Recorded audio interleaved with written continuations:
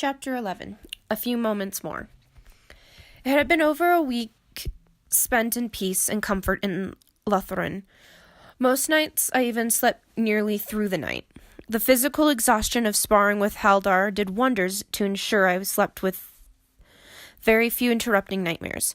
Still, it didn't stop them all, and on nights I couldn't sleep, I wandered about or even sat and stargazed. We learned to read the stars in the Marines. They were handy for navigating if you had to go low-tech for some reason, and didn't even have a map or couldn't rely on one. The stars here, they looked similar to the constellations of my own world, a little different. Just enough so that I couldn't decide if I was in some different world or merely transported back in time. Maybe it was like those stories and movies where this was an alternate dimension to my own world. I could never decide. However, looking at those stars, I knew the peculiar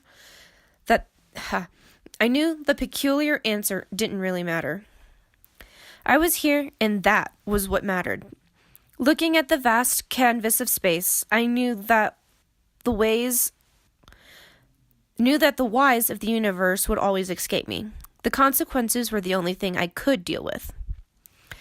Looking at the stars and smoking a cigarro always made me feel I'm struggling to read today. Physiological. I totally botched that word. Oh well. Something about feeling so small somehow gave a person the power to ponder the universe. I heard elvish thoughts coming closer, and I was surprised when I realized I recognized the feel of the thoughts. Even in a city of elves, I could pick out this peculiar elf's thoughts. Hearing a soft rustle of leaves, I looked to my right from where I was reclining between the great roots of a Malron tree. Legolas stood in profile to me, gazing at the same stars I was enjoying. The view really was spectacular. It was a ways from our tents, but one of the few places the trees thinned enough to afford a view of the sky and stars. Legolas stood silently gazing at those twinkling lights, and I took the opportunity to observe him unnoticed. He had foregone his normal, fully dressed manner, wearing his leggings, boots, and only a loose shirt untucked, and only partly buttoned. He crossed his arms and leaned against the edge of the Malron I was reclining against, although a good dozen feet separated us. The wind shifted and carried the smoke hanging in the air around me towards the elf. His head immediately turned towards me in surprise as he smelt it. "Evening," I commented. "Good evening." "Care to join me?" I asked, patting the ground beside me. He looked indecisive and glanced back the way he'd come. "I promise not to bite," I laughed. He only looked confused for a second, and then he laughed and walked over to settle beside me. "I've hardly seen you since we got here," I casually commented, continuing to smoke. "You have been busy," he returned, glancing at my cigarro. I pulled it away from my lips. "Sorry, the smoke probably bothers you." I crushed the end on my boot heel and set it aside, sliding my cigarro case and lighter into the top of my tall boot. Haldar had explained that elves had heightened and sensitive senses. "Nay, it is not bothersome. It is a natural smell, not unlike wood smoke, and far sweeter in smell than pipe smoke of Estrels." I shrugged.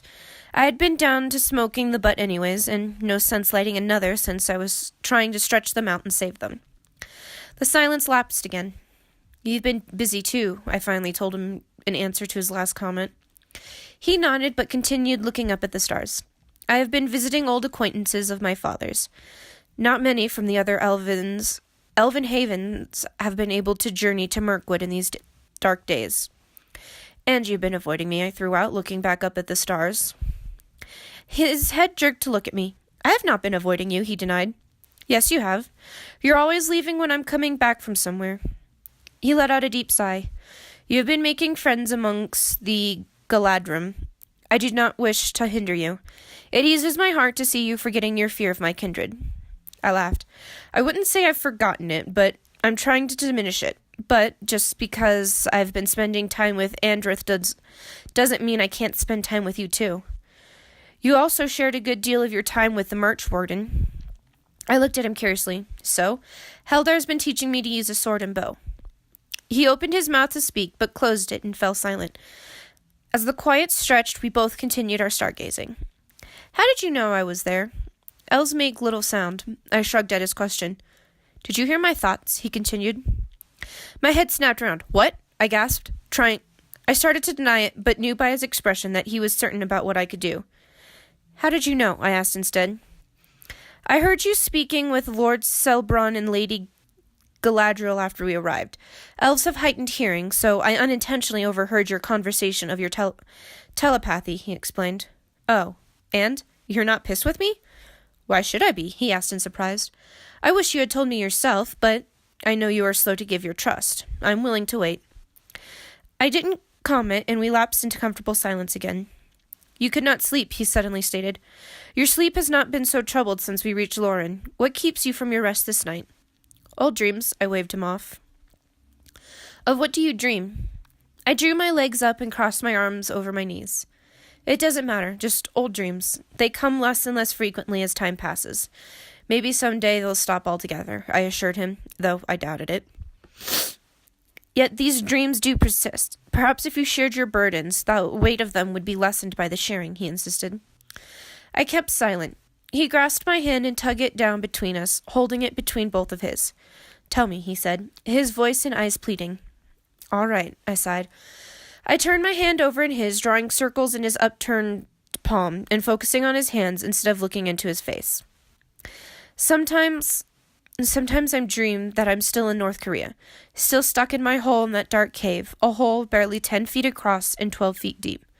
The things they did to me, they were horrible, but nothing I couldn't withstand. I was a woman, not worth the kinds of torture they reserved for men, so it really wasn't so bad. Nothing I hadn't been taught to prepare for and endure as a soldier. But it was the isolation I wasn't prepared for. They never tell you that being kept in isolation is the harshest kind of torture there is. They'd try interrogating me for a few days, and when I wouldn't break, they'd shove me back in the cave for months and months at a time.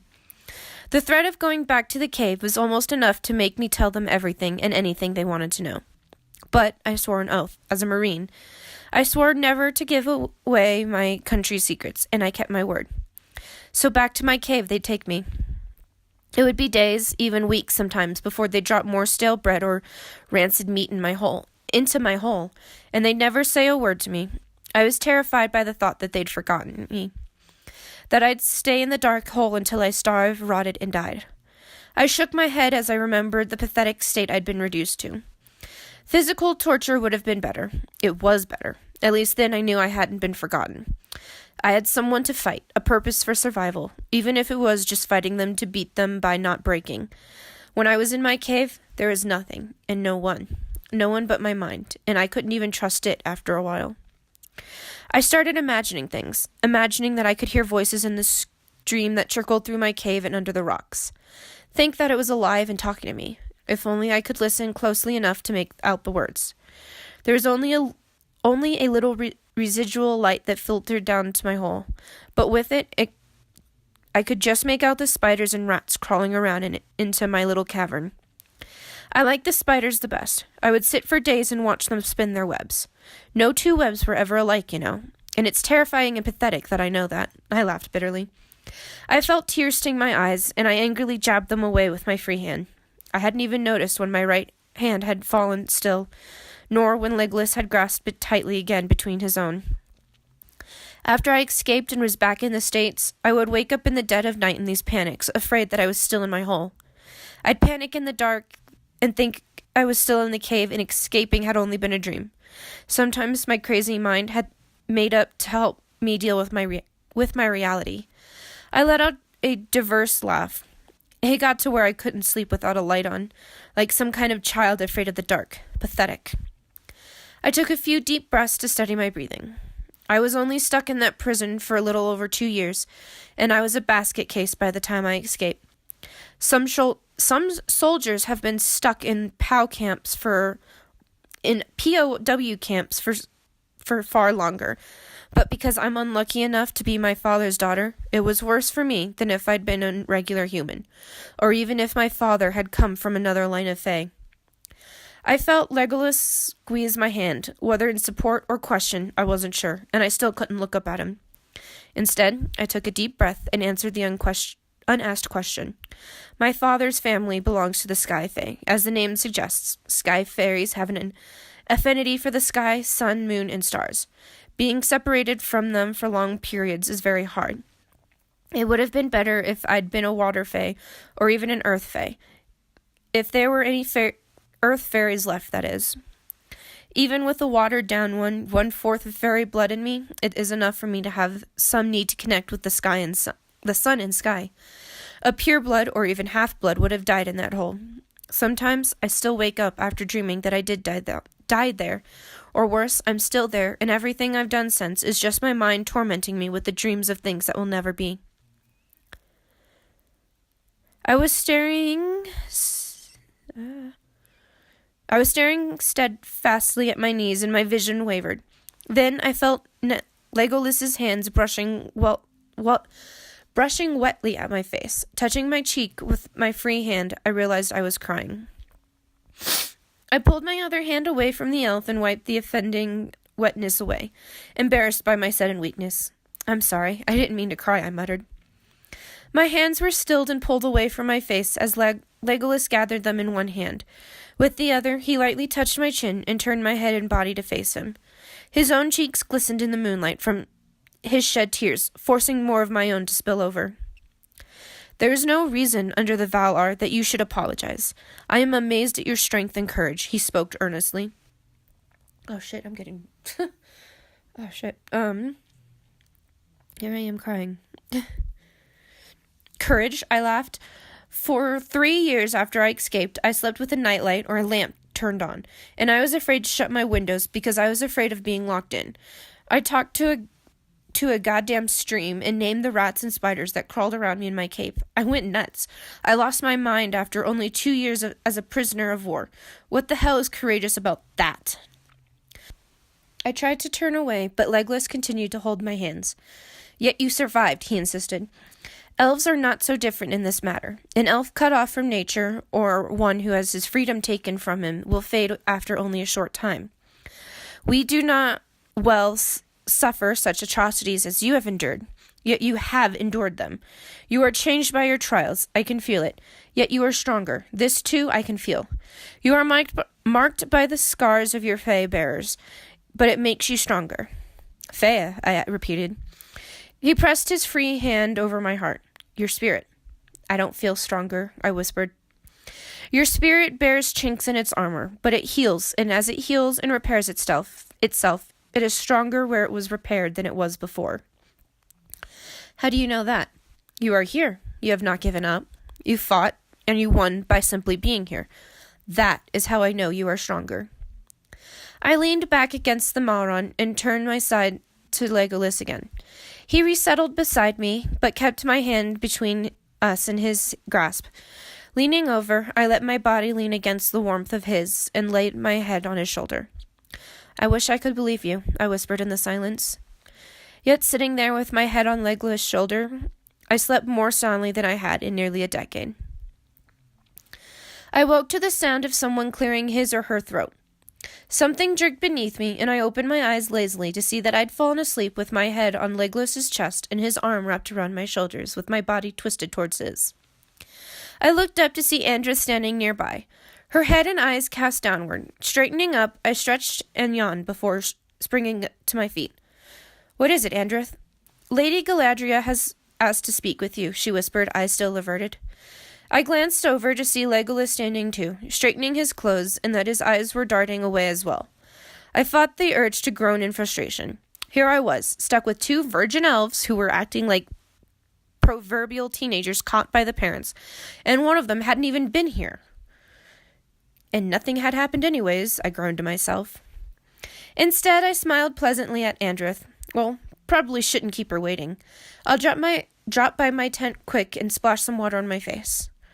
I glanced at Legolas, but for the life of me, I still couldn't read what was in his eyes as he finally glanced up at me. Rather than dwell on it, I turned on my heel and walked back to my tent, Andrith following closely behind. You asked for me, I told the regal Elith as I entered her garden.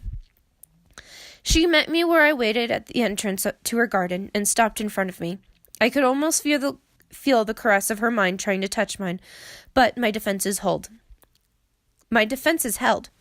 Astonishing, she said, admiration coloring the word. Her eyes gazed me up and down, not bothering to hide her open assessment of me, and then she gestured into the garden. Come, walk with me. I followed the beautiful Alice, strolling beside her at a leisurely pace. As we walked, I took the time to give her the same frank assessment she'd given me. Her beauty hadn't been any shock to me, but I was surprised at her height. An inch or two over 6 feet. She seemed tall and even for an Elith. Her eyes were the most surprising, though. Light blue, almost gray, and they held the weight of time and of the world in them. My grandmother had the same weighty knowledge in her gaze, that knowledge that came from someone who saw things no one else did. How are you enjoying our city? She asked pleasantly. I'm enjoying it a lot. It's a truly beautiful city, I honestly answered. She stopped and glanced overhead at the bare treetops. Alas, a shame you could not enter our city in the splendor of summer. The wood shall ever be cast in winter, I fear. Its golden leaves never again to grace the city, she lamented. Her hands clasped together as she spoke, her fingers spinning a silver ring with a white stone on her forefinger. She saw where my gaze landed, and her fingers stilled. I thought the ring of power were supposed to be hidden from sight, I wondered aloud. Galadriel laughed, a soft, pure sound. It cannot be hidden from one who knows to look for it. Her face and voice sobered as she resumed walking and glanced down at me. Yet, even then, it could not be hidden from you. It is a thing crafted from a dark purpose. Darkness has left its own mark upon you, leaving you to bear witness to darkness in all its forms. Nenya has allowed me to hold back the elements and fashion a haven here, but its power diminishes. It is this ring that gives me the power to see into the minds of others. I'd give anything to have my telepathy come from a ring, to be able to shut it off at will, or just get rid of it altogether, I bemoaned. Silence lapsed again as we walked. I brushed my hand down my thighs, almost wishing I'd let Andrith talk me into one of her frothy dresses. Next to Galadriel, I felt woefully underdressed. Her dress was simple and white, but her presence and the nobility that leaked from her pores told me she would look regal in a burlap sack. I figured your husband would be with us too, I commented curiously. My fingers trailed over the bare twigs of shrubs as we walked, but I could imagine that they were beautiful when leafed out.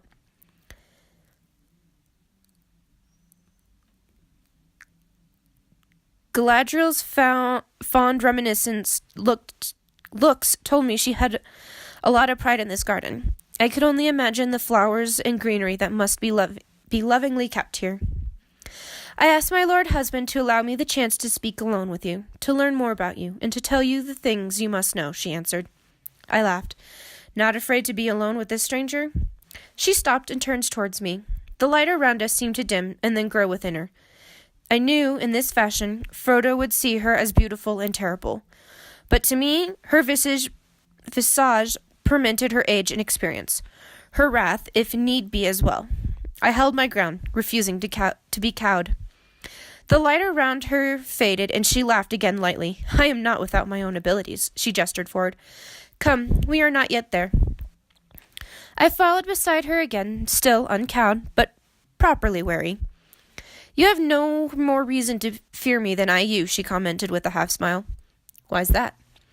We neither of us has any ill intentions to harm the other. How do you know? I couldn't help asking. The corner of her mouth tugged up more as she smothered a smile. I need not see your thoughts to see your heart. Elves are not as man. We can see into the hearts of others. We can know if their intent is good or ill. We came into a clearing, and she sat on an ornately carved stone bench, gesturing for me to sit beside her.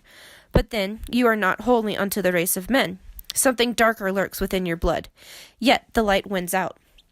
I sat cautiously at the end of the bench, keeping a modest distance between us. I can't help the blood that runs through my veins, I whispered, my finger tracing the white veins and leaves carved into the edge of the bench.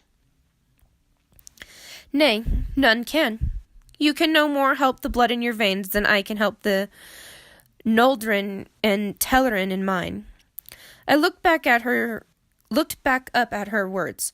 All we can help is how we let it affect our decisions. And how have you let it affect yours? She smiled, sagely but sadly. Her eyes turned to gazing longingly into the west. Poorly, I fear. Like all must, I await my chance to stand before the Valor to atone my actions and my pride. I remembered little of Galadriel's past, but a partial memory remained that she had been one of the Noldor to sail from the shores of Valinor, though she had not been a kinslayer. Nevertheless, she had been punished for fleeing the Undying Lands without permission. You're not allowed to return to Valinor, I whispered to myself, remembering. You know much, she responded. After a moment, she asked, hope and fear in her voice. Shall I ever be allowed to return? My eyes jerked back up to her, and I wondered how much she'd seen of what I knew from my companions' minds. She seemed to know I had knowledge of the coming events. I can't answer that. You know as well as anyone. Anything I tell you could alter things. Knowing might very well change whether she denied herself the One Ring when Frodo offered it to her. And it would be her refusal, in spite of her pride, wanting to take and use the ring, which would redeem her place in Valinor. Your foresight is strong. It is good your judgment is as well, she offered kindly, though the hope dimmed in her eyes. Shaking my head, I answered, it's not really foresight. This world and the events of this time are a part of a story in my world. I just happen to have read it. Reaching out, she grasped my hand and pulled me to my feet. Leading me forwards, she pulled us to a stop at the edge of a clearing. Before us was a low pedestal, and upon it sat a wide silver basin. Releasing my hand, she dipped a silver pitcher into the nearby stream and filled the basin, blowing across the surface after it was filled. She gestured to her mirror. In this way, I see what was, and that which is, and that which may yet happen. Knowledge of the future comes in whatever guise it will to those who can see it. Yours comes to you in the guise of stories. It's not foresight. They really were just stories. I never saw anything that was going to happen in this world, I insisted. Knowledge of this future comes to us in the form our mind can most easily handle. You'll see. Yet it matters not. You know what is to come, and that cannot be undone. It was the very knowledge and responsibility that I hated and wanted to escape. Is there a way for me to return to my world? I asked, my heart needing to finally know. Her head tilted slightly as she considered me. You know not your own fate? You do not see it? I shook my head, unable to speak. Blowing again on the water, she offered. You are welcome to look for yourself if you so choose. I took a step back as I tried to swallow, my mouth gone suddenly dry. Do you know what I'd see? She shook her head. None can say what is to be seen in the mirror, not even I. Do you know if I can return to my world? I pushed. You will not look into the mirror? What will that show? Will that show me how to return?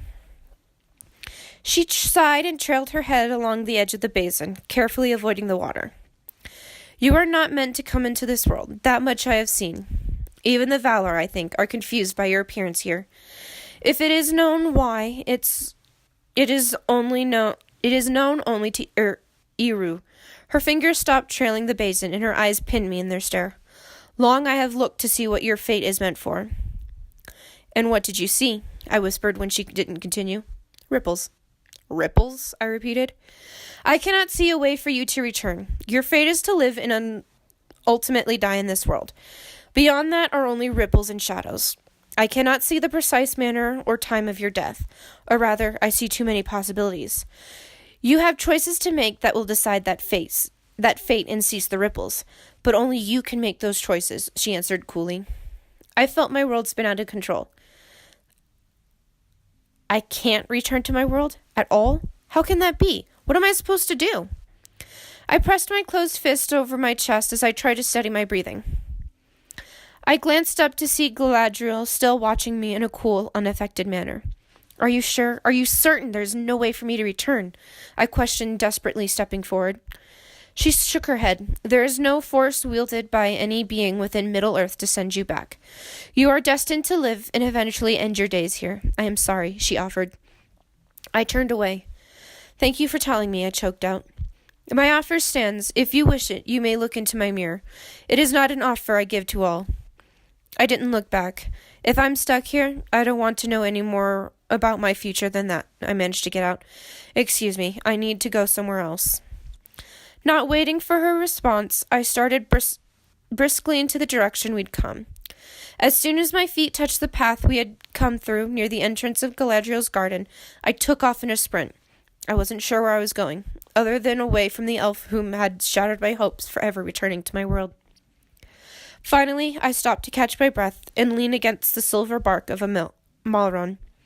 I half expected more tears after my embarrassing waterworks from just last night, but I felt surprisingly numb.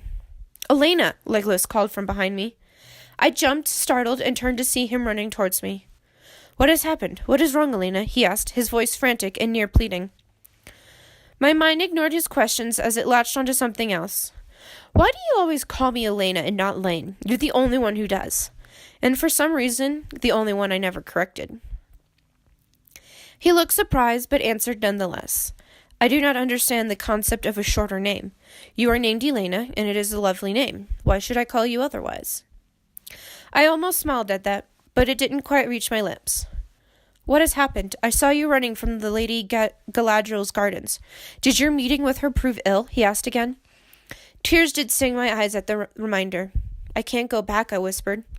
I felt my face twist as I tried to hold a sob at bay. I'm stuck here. Legolas stepped forward and pulled me into his arms without hesitation. Laying my head on his shoulder, I felt a sob finally escape. What am I supposed to do now? I cried. He made soothing sounds as he rubbed my back with one hand. You will find your own path here, a path different than in your old world, perhaps, but yours nevertheless. I just want to go back to my own world, where things made sense, I muttered into his shoulders. Legolas pulled away and looked down at me curiously. Where is your home? He asked. I've leaned back in confusion. I've told you before. I lived in Chicago. Yes, you lived in Chicago. You speak of your city, your country, your world. You speak of living in this Chicago, but you never once spoke of a home. Where is your home? I stopped. I'd never thought about it, but I realized he was right. What's more, I don't think I've ever called or even thought of anywhere as home. Ever. I don't know, I admitted. The hair around my face was pulled loose from my braids as I ran. Legolas pushed the strands from my face with his fingers. Perhaps this is what will afford you the change to begin again and finally find your home. I don't know where to start. You shall find your way. Of this I have no doubt, he assured me. I leaned forward again, into the comfort he offered, resting my forehead on his shoulder. You are not alone in this world. You have friends to help you find your place, he whispered, his lips brushing my hair. I thought of everything in my own world I wouldn't see again, everything now out of my reach. Most of it I could live without, and even more of it I wouldn't miss. I'd miss Mike, though, and his kids. Mike was a good partner. He'd been good to me and had always had my back. I pulled away from Legolas. I just need some time alone. I need to process this and wrap my head around it, I told him. I needed time to mourn the world and life I'd lost, no matter what kind of life it had been. He stepped back, his hands on my shoulders. Will you be safe here alone? Nodding, I assured him. I'll be fine. I just need a little time to figure things out. Legolas nodded. I'll see you soon, he asked. Yeah, I'll be back when I'm through. I watched him walk away and sank to sit on the forest floor.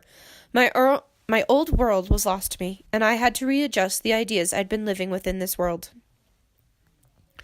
It was dark when I returned to the area with our tents. Everything looked quiet, but I could see Frodo lying in the grass near the small stream running near the tents. I hadn't spent much time around Frodo since we entered Lorien, but I had noticed he sat alone many nights, outside his tent and away from even the comfort of his friend Sam. I stepped closer behind him and looked down at his small, curled-up form. He seemed so small and frail. It's so far for so little a creature to travel, and he'll never be the same for his experiences. You're a soldier. You could take the ring and bring it to Mordor. You wouldn't even need a guide. You could save him the heartache of so treacherous and perilous path. And what if the ring can send me home? Just because Galadriel said I was stuck here doesn't make it so.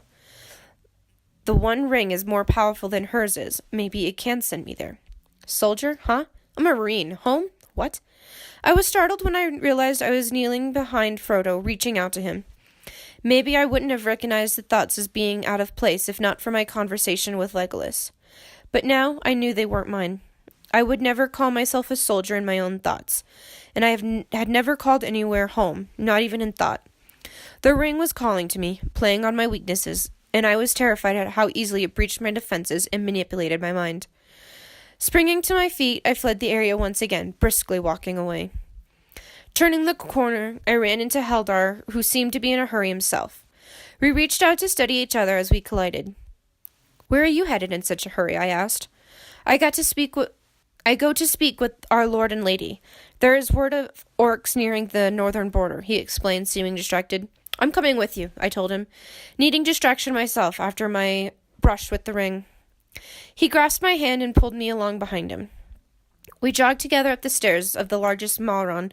Soon we were standing on the highest talon in front of the Lord Celebron and Lady Galadriel's great home. They were already in front of it, talking with several of Heldar's soldiers. Heldar joined them in their discussion. I couldn't understand their words, so I hung back as they talked. After a while, Haldar bowed to Celebron and Galadriel and stepped back over to me. "I will take a party to the northern border to reinforce our defenses and drive the orcs from our land," he explained. I grabbed his hand as he started to turn away. "I'm going with you," I told him. He looked startled. "This is not your battle," he told me. "I want to go with you. I needed to do something. I couldn't sit around thinking about how I was without a world or that the ring had nearly bested me." "You cannot do this," Legolas suddenly argued, appearing at my elbow. "Why not? I'm a marine, or soldier. I can fight," I argued. "You have not faced battle in this world. This world is not the same as yours. Its battles and the kills are not the same," he told me, grabbing my elbow and pulling me closer. I yanked away angrily. "I'm stuck in this world, so it is my world now. I'm just trying to find my place in it. How can you treat me like I don't understand what battle is like? I'm a marine. I've killed before." "Not like it shall be here. It will not be the same. I do not wish to see you hurt or killed," he growled, looking angrier than I'd ever seen him. "I can take care of myself just fine. I don't need you to look after me." He flinched ever so slightly at my words, but turned to the rulers of Lothlorien, who were cautiously and curiously watching the scene unfold. "Tell her this is foolish, that she cannot go." Celebron raised an eyebrow at the visiting prince's demand. Turning to me, Celebron asked, "Why do you wish to fight on our borders?" "I'm a marine, a soldier in my own world. That's all I know how to do. If I'm stuck in this world, I need to figure out where I fit in. I need to be useful." Galadriel turned to her husband. "Do you think it is wise, my lord? What if she should be injured or perish?" Celebron ran a finger along his chin. "I sense you shall find your way to battle in this world regardless of the wishes of others. Who better to test your skills alongside than our own Galdrim?" He looked to Haldar. "Do you object, Marchwarden?" Haldar shook his head. "Nay, my lord, I offer no objection to your counsel." I smiled in satisfaction. I was still a marine at heart, and after the turmoil of the day, it was comforting to step into a familiar role. "I'll go get my weapons." Haldar nodded. "I must retrieve my own gear. Meet my soldiers at the city gate." I turned away, but Legolas stepped in front of me. "Please, do not go," he pleaded. "This shall not be as you think it," he continued in a whisper. "I need to do this," I told him. I left without waiting for a reply, going to gather my weapons and meet Haldar and his men. A few hours later, I was standing on a fleet beside Haldar and his soldiers. For once, I was completely unconcerned by the elves around me. With a task at hand, I didn't have time to let old fears creep in. I fingered the bow Haldar had surprised me with before leaving the city. The tension was stronger on it than my training bow had been, and while there hadn't been time to practice with it, I knew adrenaline would fuel me. Focus on your breathing and your form, Haldar whispered beside me, his voice barely visible. Do not focus on your hands. Your body will keep your aim steady. Stay beside me and do not dwell on your actions. I was a soldier, Haldar. I know how to fight, and I know how to use my adrenaline to heighten my senses and steady myself, I reminded him. Haldar gave orders to his elves, and I felt a slithering darkness coming closer. My defenses were lowered so I could sense the approach of the orcs, but I never felt thoughts that washed over me like slithering snakes. I suppressed a shudder and pushed the minds away. Haldar gave another order beside me, and all his elves reached for their arrows and knocked them. I tried to move in step with them, knocking my arrow only slightly behind the others. I kept my elbow steady as I waited with the string pulled back. As the orcs came into view, I waited with the others for Haldar's command. At his shout, we all released our arrows. Pained cries rang out as the arrows found their marks. On either side of me, elves began firing at will. I followed suit, knocking arrows as smoothly and efficiently as chambering slugs into a sniper rifle. I watched with the same detached satisfaction as I did in my days as a sniper as my arrows found their marks, only a few missing any orcs. Soon the orcs had pushed too close to our tree, and we were forced from the high vantage. Haldar turned and slid easily down one of the rope ladders on the far side of the flat. I shouldered my bow and followed right behind him before another elf could slide down that ladder behind the march warden. I dropped to the ground as several other elves around me did as well. Swords gleamed as they were unsheathed, and I pulled my own sword out. My arms rose overhead as I blocked an overhand blow from a grisly-looking orc. I let my sword slide to the side, deflecting the crude sword of the orc, and pushing past it to slip my sword easily into its less protected back. Pulling my sword free, I stepped forward to meet the next orc, ever aware of the orcs coming at me from other directions. Adrenaline from the battle only made my focus sharper and my mind calmer. I let my body flow automatically as my body remembered its training. I was suddenly aware of another orc attacking from behind me as I parried a blow from in front of me. Shoving the orc in front of me back several steps, I stepped backwards toward the orc behind me, turning my sword and thrusting it behind me into the orc's stomach. As warm blood sprayed my back, I was aware of a pained grunt over my shoulder. One not guttural enough to be an orc. Quickly thrusting my sword into the stomach of the orc running at me again, I dispatched it and then turned my attention over my shoulder. I turned to see one of Haldar's brothers had been rushing towards me when an orc landed a blow to his lower arm. Which brother it was, I couldn't recall. Distracted and bleeding, he wasn't looking around to see the orc behind him. As the orc reached around him with a knife to cut his throat, I reached automatically for my Glock, knowing I wouldn't have time for pulling my bow over my head to fire an arrow. Without thought, I squeezed the trigger and shot the orc in the forehead. Its body went limp, and then it slid to the ground with a thud. Haldar's brother jerked and covered his ear at the sound while looking at me in shock. I glanced around to see the last few orcs were being dispatched around us. Removing my bow and quiver, I yanked my jerkin off and pressed the cloth to the elf's bleeding arm, stationing the blood flow. Haldar was suddenly beside us, talking quickly with his brother. As his voice turned chiding, he turned to me and asked in the common tongue, "Are you well? Rumlin was to protect you. It was not meant to be in reverse." "What the hell were you thinking? You could have gotten him killed. It wasn't safe to be in battle when you're not focused totally on your own fighting," I snapped at him angrily. "I know," he said contrarily. "I had not wished for you to be harmed any more than I wished for Rumlin to be injured." He peered at his brother's arm. "How bad is the wound?" I lifted the cloth away slightly. "Looks like it needs stitches," I told him. He hissed as he looked over my shoulder at the wound. "He needs to be returned to the city immediately, then." I glanced over my shoulder at him as I kept pressure on Rumlin's arm. Rumlin said something to Haldar, but I did not understand him.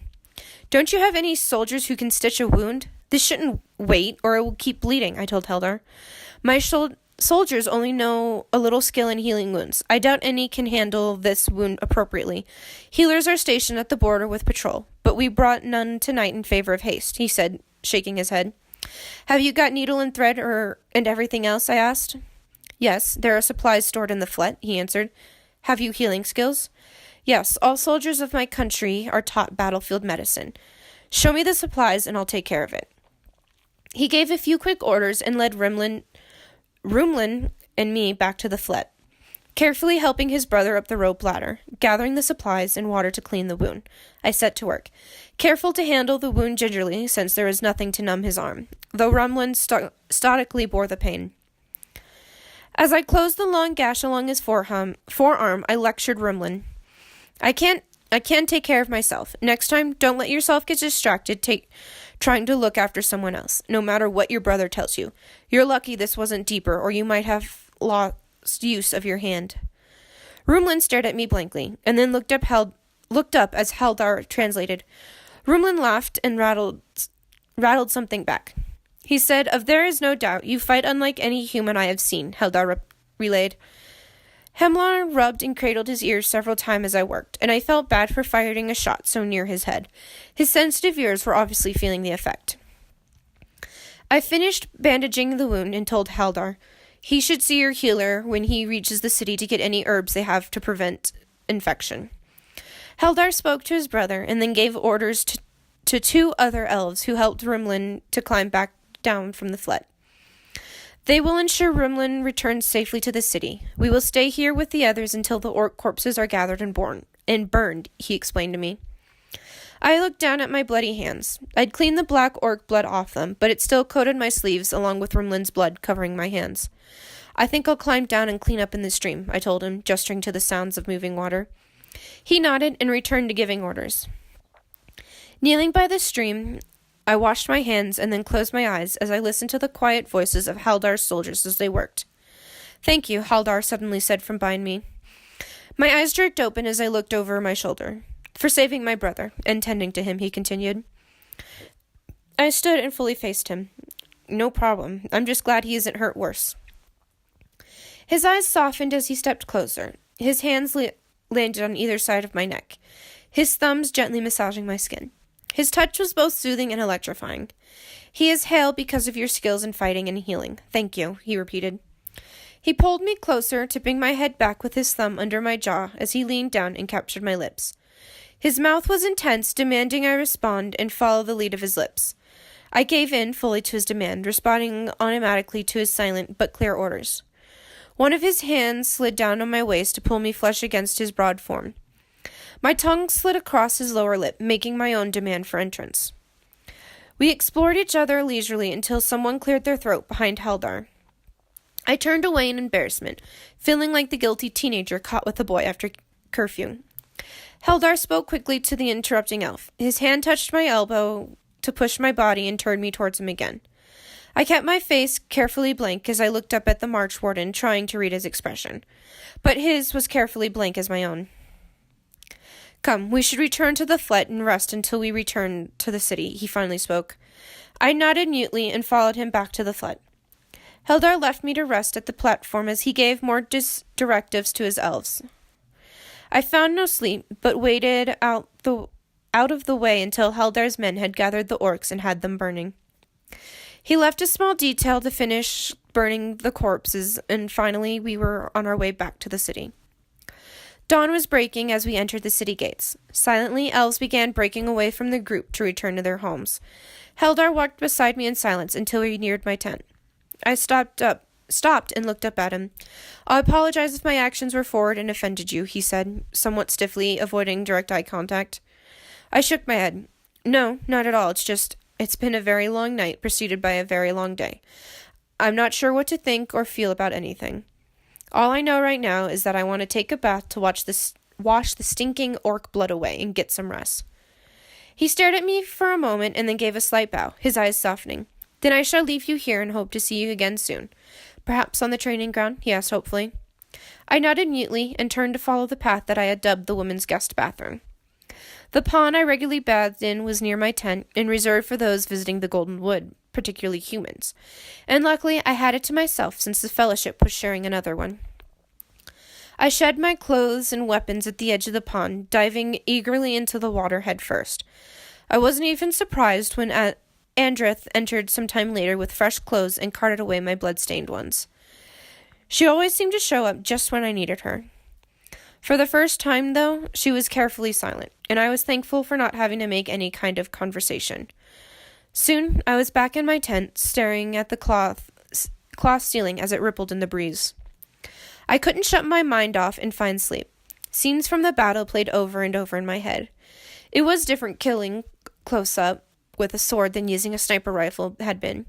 An easy detachment keeps you from truly feeling the kills you make when you are 600 meters and further away. I'd never kept track of my kills as a sniper. The numbers had been unimportant to me, blurring together. Killing with a sword, feeling the spray of blood on my skin, it was different. I looked into their eyes and saw the life drained from them. Even though it had been orcs we fought, not men, I couldn't get it out of my head. The feeling of the blood spraying on my back as I thrust my sword backwards into the orc behind me kept me tossing from side to side and searching for comfort. Throwing back my covers, I hastily dressed in pants, boots, and a shirt and left my tent. The hobbits were gathering together eating, but I quickly turned in the other direction. I sat beside the stream and stared at the gently flowing water, hoping it would soothe my mind. I felt Legolas sit beside me, but didn't turn to look at him. You were right. Is that what you want to hear? It wasn't what I was expecting. It wasn't like my world, I bit out, staring straight ahead. I couldn't keep the bitterness from lacing my words. You have fought and killed in your world, but to kill even a beast such as an orc with your blade is another matter, he quietly said. I have killed many orcs with my arrows before I slew my first orc facing it upon the ground. It is an altogether different kill, and it changes you. The guilt at watching the life leave the eyes of a creature is very powerful. I only sought to protect you from such a feeling, he whispered. I felt my anger and barriers towards him crumble. Unable to stop myself, I leaned sideways against him and let my head fall on his shoulder, seeking the comfort he always so readily have offered. It wasn't like I thought it would be. I've killed men before, but almost always from a distance. The one I killed with my hands was when I escaped North Korea, and I was so out of my mind, I barely remember it.